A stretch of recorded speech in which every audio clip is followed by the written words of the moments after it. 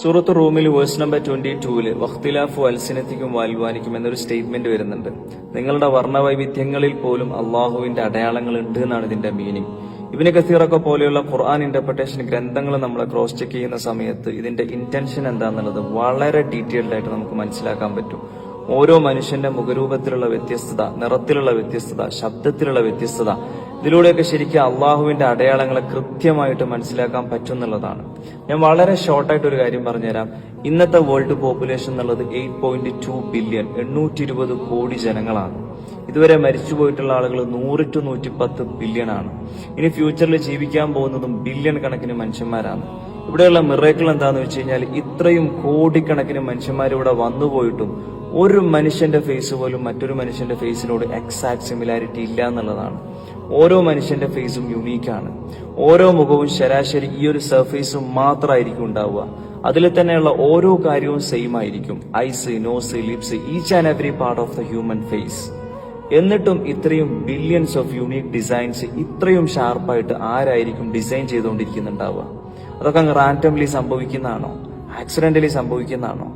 ഞാൻ നിങ്ങളോട് 1000 വട്ടം ഉറപ്പിച്ച് തറപ്പിച്ച് പറയുന്നു, ഇതിന്റെയൊക്കെ പിന്നിൽ നന്നായിട്ട് പണിയറിയുന്ന ഒരാളുടെ വെൽ പ്ലാനിങ് ആക്റ്റീവാണ്.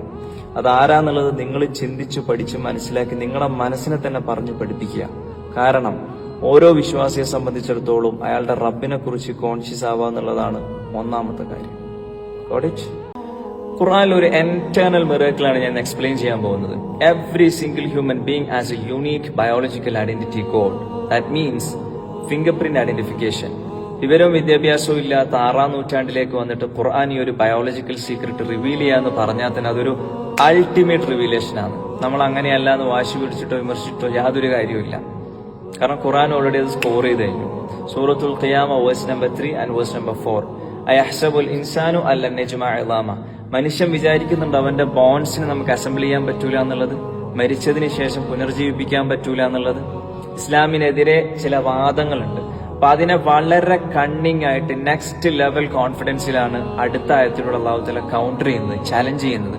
ബല, അതെ, ഖാദിരീനാലുസവ്യ ബനാന, അവന്റെ വിരൽ തുമ്പുകളെ പോലും ശരിപ്പെടുത്താൻ, ഫിംഗർ ടിപ്സിനെ പോലും റീക്രിയേഷൻ ചെയ്യാൻ നാം കഴിവുള്ളവനായിരിക്കും. അവന്റെ ബോൺസിനെ നമുക്ക് അസംബിൾ ചെയ്യാൻ പറ്റൂല എന്നുള്ളതാണോ എന്നുള്ള കൗണ്ടറിംഗ് ആണ്. ഇവിടെ നമ്മൾ മനസ്സിലാക്കേണ്ടത് ഫിംഗർ പ്രിന്റ്സ് എന്ന് വെച്ച് കഴിഞ്ഞാൽ ഒരു മനുഷ്യന്റെ one of the best unique identification കോഡാണ്. അത് മണ്ണിൽ ദ്രവിച്ചു കഴിഞ്ഞാൽ ആ ഒന്നുമില്ലായ്മയിൽ നിന്ന് പോലും ഒരു കറക്ഷനും ഇല്ലാതെ എന്റേതായിട്ടും നിങ്ങളതായിട്ടും റീക്രിയേഷൻ ചെയ്യാൻ അള്ളാഹുവിന് കഴിവുണ്ട് എന്നുള്ളതാണ്. ഇവിടെ നമ്മൾ മനസ്സിലാക്കേണ്ടത് ഖുർആൻ ഒരു കോമൺ ടെക്സ്റ്റ് അല്ല, it's A divine signature. Dark age എന്ന് വിളിക്കപ്പെടുന്ന 6ാം നൂറ്റാണ്ടിലേക്ക് വന്നിട്ട് ഈ ഒരു ബയോളജിക്കൽ സീക്രട്ട് ഒക്കെ റിവീൽ ചെയ്യാന്ന് പറഞ്ഞു കഴിഞ്ഞാൽ ആ ഒരു കോൺഫിഡന്റ് ലെവൽ ഏതാ റേഞ്ച് എന്ന് നമ്മൾ ചിന്തിച്ചു നോക്കിയേ. കാരണം തെറ്റാൻ പാടില്ല. തെറ്റിയാൽ ഖുർആനിന്റെ ക്രെഡിബിലിറ്റി ലോസായി. അപ്പൊ അതുകൊണ്ട് ദുനിയാവിന് വേണ്ടി മാത്രം പണിയെടുക്കാതെ അള്ളാഹുവിനെ കണ്ടെത്താനും മനസ്സിലാക്കാനും പടച്ചവനുമായിട്ട് കൂടുതൽ അടുക്കാനും നമ്മൾ ശ്രമിക്കുക. കാരണം മരണം നമ്മളെ കണ്ടുമുട്ടുന്നതിന് മുമ്പ്, നമ്മൾ മരണത്തെ അല്ല, മരണം നമ്മളെ കണ്ടുമുട്ടുന്നതിന് മുമ്പ് we have to turn to Allah. Inshallah.